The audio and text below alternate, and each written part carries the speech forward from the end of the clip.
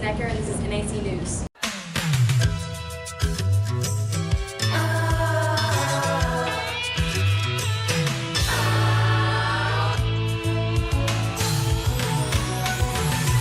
Whatever happened to predictability? The milkman, the paperboy, evening TV. You miss your old familiar friends, but waiting just around the bend. Everywhere you look, everywhere there's a heart, a hand to hold on to. Everywhere you look, there's a look of somebody who needs you. When you're lost out there and you're all alone, life is waiting to carry you home. Everywhere you look, everywhere you look.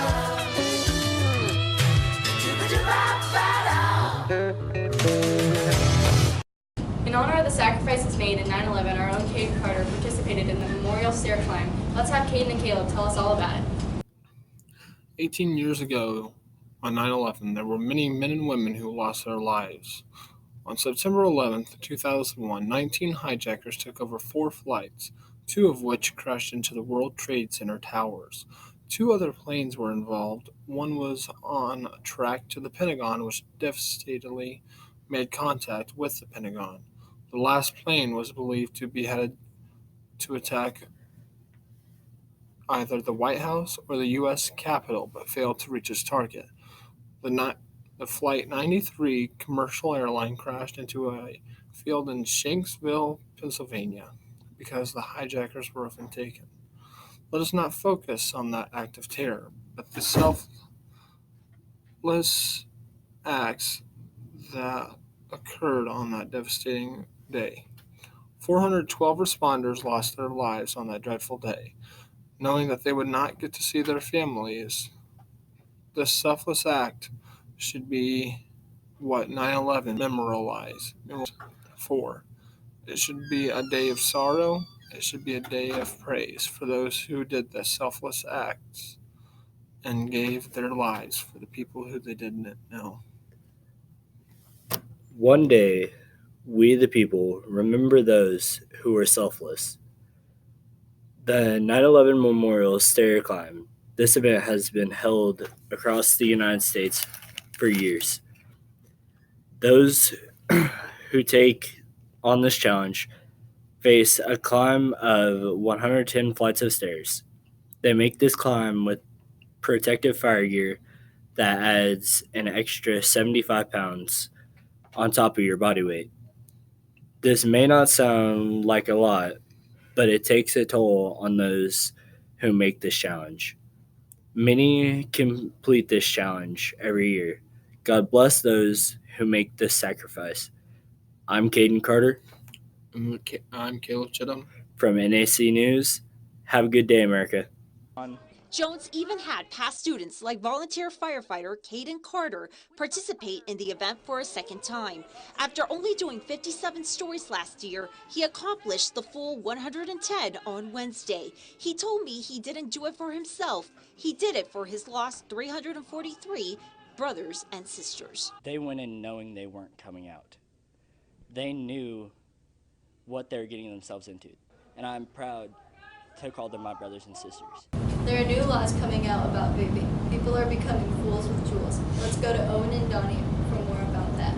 During the last 3 years, vaping has become one of the biggest trends in the teen community in the United States. In the last year, 7 people have died and 380 possible vaping-related lung diseases have popped up all over the country.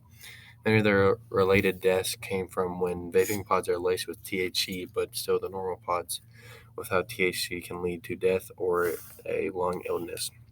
All the deaths have came from different sources in the vape, but all are related to vaping overall.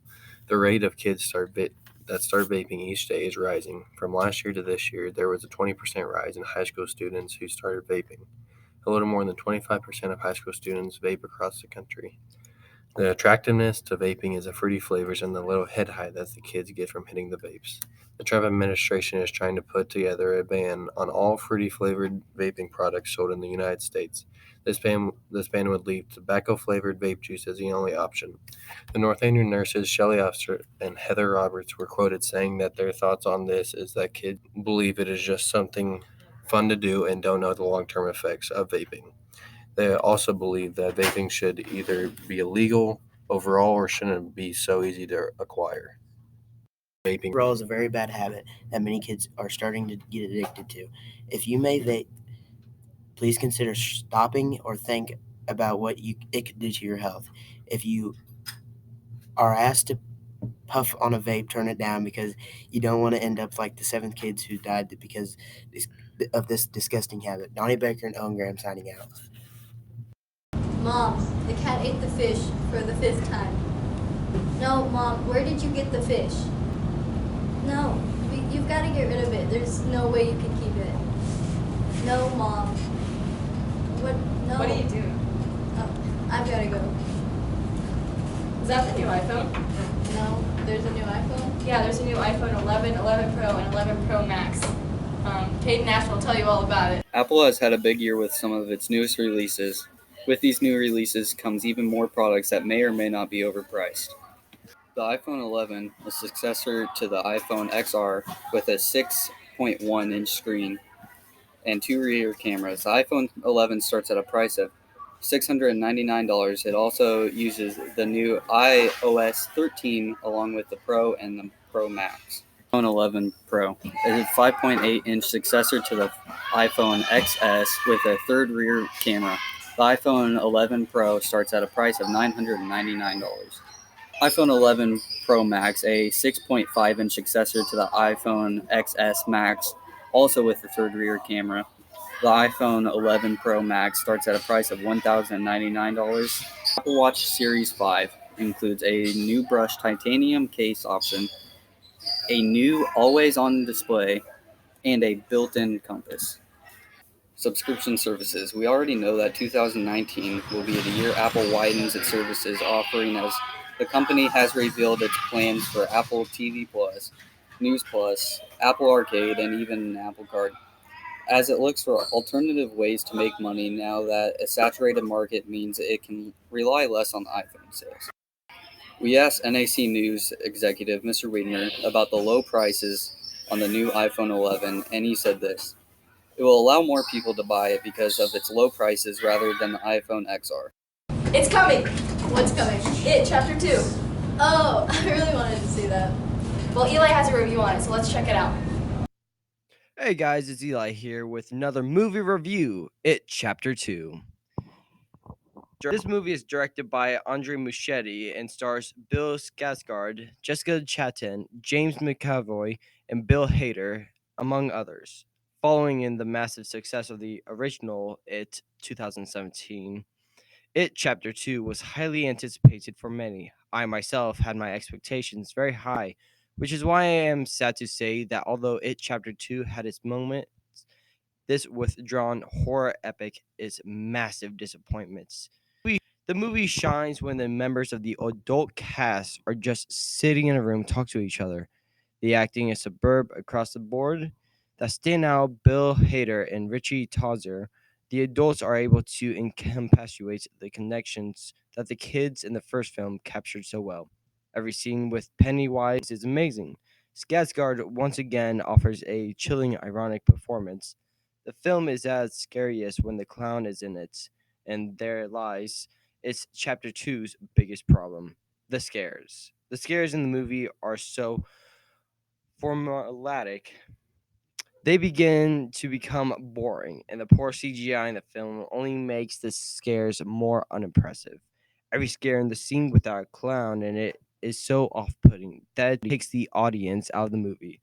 The movie story is stretched paper thin by the movie's nearly 3 hour disappointments. And humbled by the experiments, Wyman Wheeler in It's Superfan was also disappointed by the film. It Chapter 2 is worse than a bad movie. It was a disappointing one, with few scares and excruciatingly long amount of running time. It Chapter 2 is a film not to be returning anytime soon. I would give this movie a D+. What's up, guys? It's Eli here with NAC News, and I'm here with Wyman Wheeler. So, Wyman, what did you think about the It movie, Chapter 2? It Chapter 2 was really, really bad. It was pretty awful. Why? Well, it was 3 hours long, and somehow it had no story. It had a lot of great moments. Everything involving Pennywise was really, really great. The performances by all the adults and kids were great. The only problem was the movie was not scary. The monsters looked very cartoonish, and it did not accomplish what the film hoped to. And some certain elements from the book that are thoroughly explained are vaguely glossed over in the movie, and it does not make for a very complete story. And there are many laughable moments, I would say, and there shouldn't be.